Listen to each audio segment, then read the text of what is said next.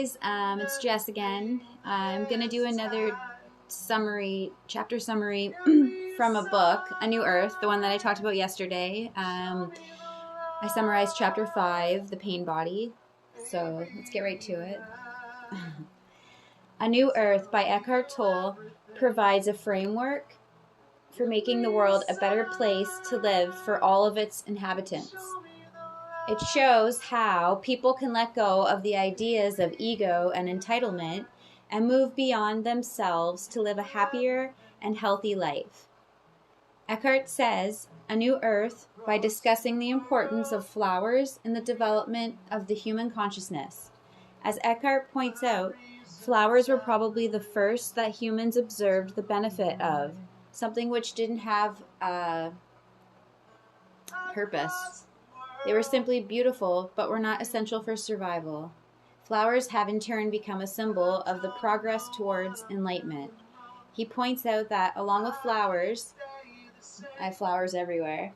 I lost my spot. Birds and crystals can also be a window into the realm of the spirit. It's funny, I have a picture. Let me show you actually.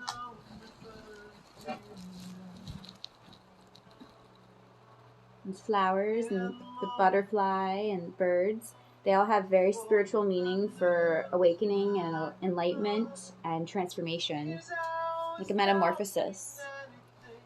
Just put that.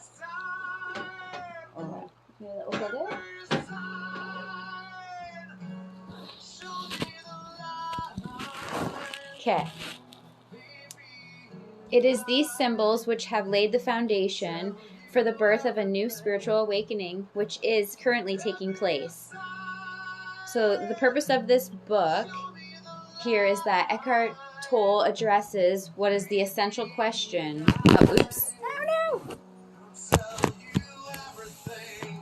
Sorry, let's try that again.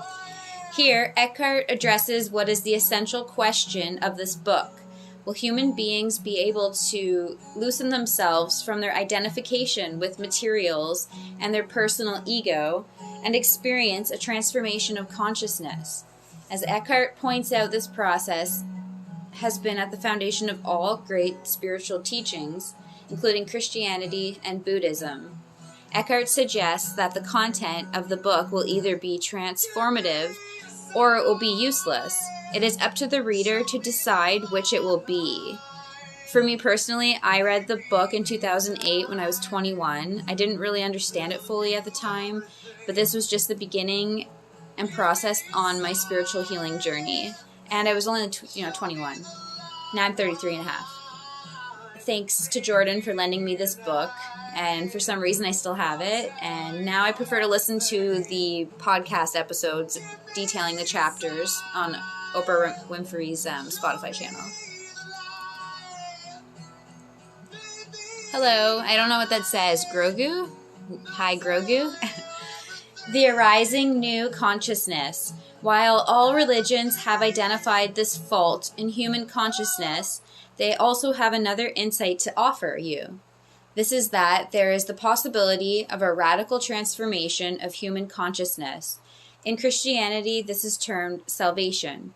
Hinduism is enlightenment, and in Buddhism, it's the end of suffering.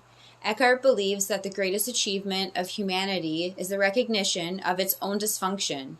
Eckhart states the basic beliefs of religion have become distorted so that they have become divisive rather than uniting. United we rise, divided we fall. I say that all the time to people, including my students when I'm working. I'm on maternity leave. Spirituality and religion. A look at religion. Many religious leaders are still stuck at the level of conscious thought. Unless you believe with what you say is true, then you are wrong. In some cases, this has even justified violence. But more recently, there has been the emergence of spiritual movements outside the rigid structures of organized religion. This was never possible before because it had always been suppressed. These new movements realized that how spiritual you were had nothing to do with what you believed, but with your state of consciousness, your awareness. Eckhart believes that organized religions must either embrace this new spirituality or they will eventually disintegrate. It reminds me of an Architect song, Disintegrate, Annihilate, May. If I could silence all the darkness, yada yada. Anyways. The urgency of transformation. Eckhart points out that it is when we are faced with a radical crisis that we are forced as a species to transform ourselves. To illustrate this idea, he discusses how we evolved from sea creatures to living on the land. Moving from the comfortable sea environment to the land must have been very challenging.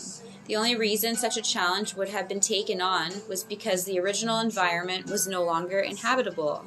Because of the dangers posed by technology, advanced weaponry, and environmental disaster, humanity is again at a similar crossroad. Either we will evolve or we will die.